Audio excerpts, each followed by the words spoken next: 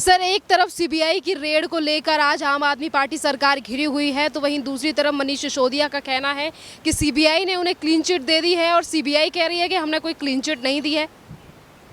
देखिए, ये मनगढ़ंत बातें करने वाले लोग हैं, झूठे फरेबी लोग हैं।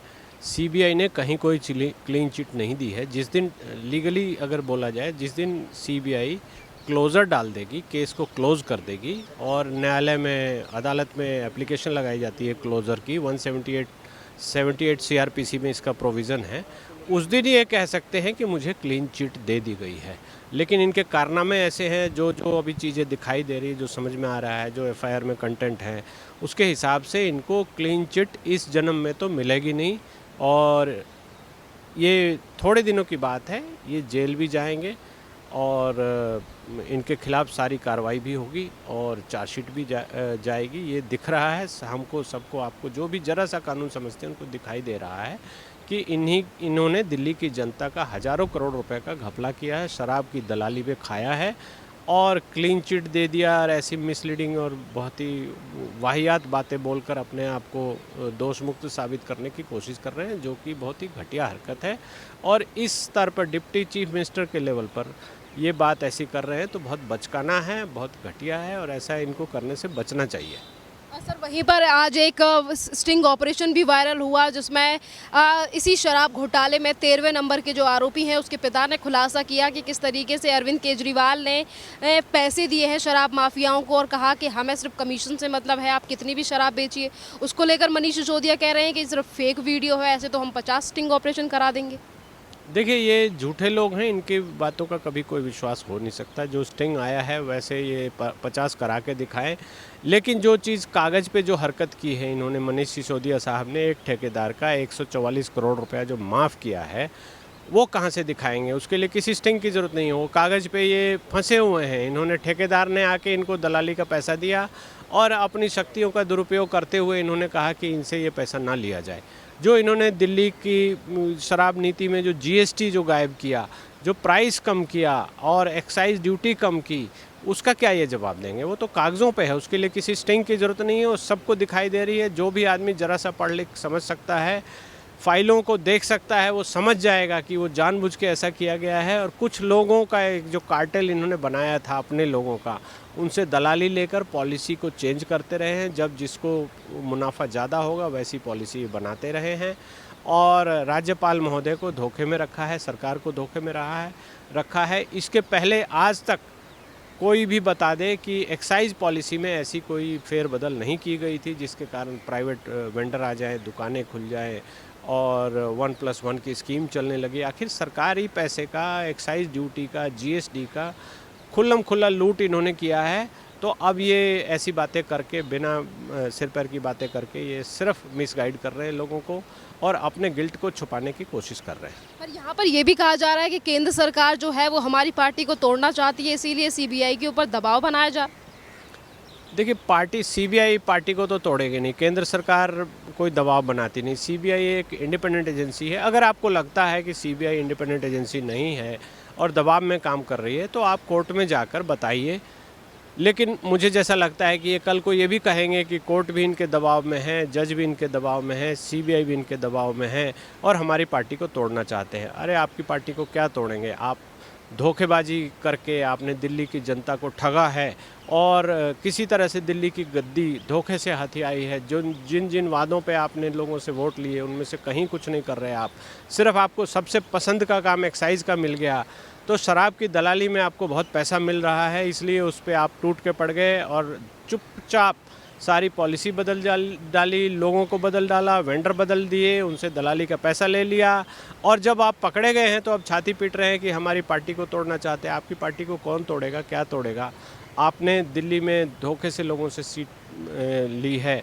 आपको ये चीज़ लोकसभा के चुनाव में भी दिखाई दे गई थी कि जब दिल्ली की जनता ने ये बोला कि लोकसभा में आपको नहीं भेजेंगे, तो ये आपको क्या दिखाई नहीं दे रहा जो आप ऐसी बातें बिना सिर पैर की वाहियात बातें कर रहे हैं? ये सब अनर्गल बातें हैं, इसको न सुना जाए, न ध्यान दिया जाए, न चर्चा में लाया जाए, यही इनके लिए अच्छा है। ये ऐसी ही बकवास करके ये आज तक लोगों की आंखों में धूल झोंकते रहे हैं। आज अरविंद केजरीवाल के अगर शराब घोटाले में नाम आ रहा है और तमाम लोग जो खुलासा कर रहे हैं वो ये भी कह रहे हैं कि अरविंद केजरीवाल काफ़ी ज़्यादा शातिर इंसान है, वो अपने आप को बचाने के लिए किसी को भी फंसा सकते हैं। बिल्कुल दिखाई दे रहा है। उसके पहले मैं तो ये कहना चाहूँगा कि अरविंद केजरीवाल ने दिल्ली की जनता कितने बड़े शातिर हैं कि दिल्ली की जनता के जो भी वोटर हैं दिल्ली में उनकी आंखों में कैसा धूल झोंका, एफिडेविट दिया, बच्चों की कसम खाई कि मैं पॉलिटिकल पार्टी नहीं बनाऊंगा, कभी राजनीति में नहीं जाऊंगा। और जब राजनीति में आने लगे तो एफिडेविट देना शुरू किया कि हम कोई लाल बत्ती की गाड़ी, कोई बत्ती वाली गाड़ी नहीं लेंगे, सरकारी गाड़ी नहीं लेंगे, कोई कुछ नहीं लेंगे, बंगलों नहीं लेंगे। और अपने बंगलों में करोड़ों रुपए का स्विमिंग पूल बना रहे हैं, करोड़ों के रिनोवेशन करा रहे हैं। तो ये कितने शातिर है। दिल्ली की लोगों को जब जिस आदमी ने धोखा इस तरह से दे दिया है वो तो शातिर ही है, सर्टिफाइड शातिर है। और ये दिखाई दे रहा है कि आगे भी ये झूठ की राजनीति के स्तर इतना नीचे गिराकर झूठ की राजनीति, दिन को रात बताकर, अगर आप कोई कहे कि ये दिन है तो ये प्रूव कर देते हैं कि हाँ जी ये रात है। तो इनका लॉजिक हमेशा एब्सर्ड होता है, हमेशा वाहियात बातें करते हैं और लोगों को ठग कर वोट लेकर अब ये ऐसी घटिया हरकतें कर रहे हैं। इनको पता है कि ये दोबारा आएंगे नहीं, दिल्ली की जनता इनको मार के भगाएगी। तो ये दलाली से जितना पैसा हो सकता है, जितना पैसा गलत हरकतों से हो सकता है, वो सब इन्होंने इकट्ठा करना शुरू कर दिया है। और उस पैसे से ये कोशिश कर रहे हैं कि और भी लोगों को ख़रीदा जाए और दलाली में पैसा कमाया जाए। तो ये तो बहुत ही दुर्भाग्य है दिल्ली के लोगों को। दिल्ली की जनता अब कुछ नहीं कर सकती है, सिर्फ देख रही है कि हमने कैसे आदमी को चुन दिया कि इतना शातिर है, सबकी आंखों में धूल झोंक गया और अभी भी हमारे सीने पे बैठ के हमारे टैक्स की पैसे को चुरा कर और ये कह रहा है कि ये केंद्र सरकार हम पे दबाव बना रही है। तो ये बिल्कुल एक घटिया बात है। सर, एक तरफ लीकर पॉलिसी को लेकर ये कहा जाता है कि इसमें कोई घोटाला नहीं है, हमारी सरकार की तरफ से जो लीकर पॉलिसी लाई गई है वो अच्छी है। वहीं दूसरी तरफ से लीकर पॉलिसी को वापस ले लिया गया अरविंद केजरीवाल सरकार की तरफ से। तो दोनों बयानों में किस तरीके से डिफरेंस देख रहे हैं आप? देखिए, वापस नहीं लिया गया है। जब सीबीआई ने इस बात को पकड़ा, सबसे पहले इसके आप चेन ऑफ इवेंट्स देखेंगे कि सबसे पहले एलजी साहब के पास शिकायत गई, एलजी साहब ने इसकी जांच शुरू कराई तो चीफ सेक्रेटरी ने पूरे हर चीज़ को जांचा, समझा, अच्छे से एक रिपोर्ट सबमिट की। उस रिपोर्ट में इनको दोषी बताया गया। उसके बाद चूँकि वो दिल्ली सरकार की फ़ाइल थी तो वो फ़ाइल इन्होंने देख ली, रिपोर्ट ले ली और पहले से ही शोर मचाना शुरू कर दिया कि मुझे फंसाया जा रहा है, हमें फंसाया जाएगा, हमें गिरफ्तार किया जाएगा। अरे जब आपने चोरी की है, दलाली की है, प्राइवेट वेंडर ला दिए। पहले दिल्ली में सरकारी दुकानों से शराब बिकती थी और सारा प्रॉफिट सरकार को जाता था। वो इन्होंने अपने सगे संबंधियों, अपने भाई बंधुओं, अपने पार्टी के कैडर के लोगों को रिटेल में दुकानें दे दी, शराब बेचा और जीएसटी और एक्साइज ड्यूटी कम कर दी, जिससे उनका मुनाफा बढ़ गया। ये मुनाफा सारा इन्होंने घपले में गायब कर दिया। प्राइवेट वेंडर से दलाली ली, तभी तो ऐसा इन्होंने एक्साइज पॉलिसी बनाई। तो ये लीकर पॉलिसी जब सीबीआई ने इसको जांच करना शुरू किया और इनसे कड़े सवाल पूछे गए, जब इनके उप मुख्यमंत्री जो एक्साइज डिपार्टमेंट संभालते थे उनके यहाँ रेड हुई, उनके यहाँ से एविडेंस इकट्ठी हुई, उनके जितने भी साथी थे, उनके साथ जितने भी को एक्यूज थे, सबके यहाँ रेड हुई और जब तार इसके जुड़ने शुरू हो गए तो इन्होंने ये पॉलिसी बदल दी है। अब देखेंगे पिछले 2-3 दिनों से दिल्ली में फिर से सरकारी दुकानों से शराब बिकनी शुरू हो गई है। जो प्राइवेट प्लेयर जो ये लाए थे, जिनसे ये दलाली लेते थे, जो इनके थैली के चट्टे बट्टे थे, जिनके थ्रू ये पैसा कमाते थे, वो सब अब काम बंद हो गया। सीबीआई के वजह से ये डर रहे हैं। इनको पता है कि ये बहुत दिन ऐसा चल नहीं पाएगा। जो भी लूटपाट करनी थी, लूट खसोट करनी थी, वो उन्होंने कर लिया।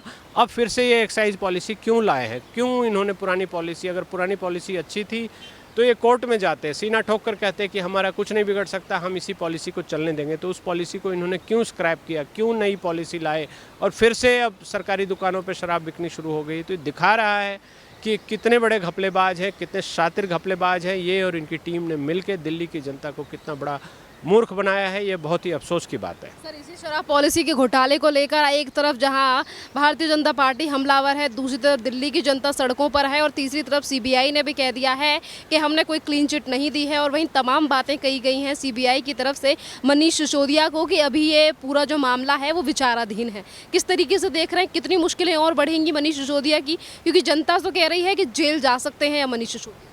जनता क्या, कोई भी कॉमन सेंस से कोई देखेगा समझेगा तो सीबीआई ने जो जांच की है, जो फाइल पे इन्होंने घपले किए हैं, एक ही वेंडर का 144 करोड़ रुपया माफ़ कर दिया, उसकी टाइमिंग ऐसे की जैसे पॉलिसी के टाइमिंग से मेरा मकसद ये है समझाने का कि एक पॉलिसी की एक जो पिछले 40-50 साल से चली आ रही थी उस पॉलिसी को एक पर्टिकुलर समय पे ऐसे बदला गया कि प्राइवेट वेंडर उसमें आ गए, तो उसकी टाइमिंग ख़राब की गई और उस टाइमिंग के कारण प्राइवेट वेंडर्स को बहुत ज़बरदस्त मुनाफा हुआ। उस पैसे को इन्होंने बांटा है, खाया है। और अब ये सीबीआई ने जब ये सारे तार इकट्ठे करने शुरू कर दिए तो इनको डर लगना शुरू हो गया और इसलिए ऐसी बात कर रहे हैं। सीबीआई ने कहीं कोई क्लीन चिट नहीं दी है, अगर कोई क्लीन चिट दी है तो वो कागज़ ये दिखा दें, कोई क्लोज़र रिपोर्ट दी गई है या सीबीआई ने लिख के दिया हो या बोला हो कहीं पर कि हम ये केस नहीं कर पा रहे हैं, ये केस इस केस में कहीं कोई घपला इन्होंने नहीं किया, वैसी कोई बात बता दें, कोई डॉक्यूमेंट ये दिखा दें। ये सिर्फ झूठ बोलते हैं, मीडिया के सामने झूठ बोलते हैं, लोगों की आंखों में धूल झोंकते हैं। इसलिए इनको जितनी भी इनकी बुराई की जा सकती है वो की जानी चाहिए। ये धोखेबाज लोग हैं, इन्होंने दिल्ली की जनता को ठगा है।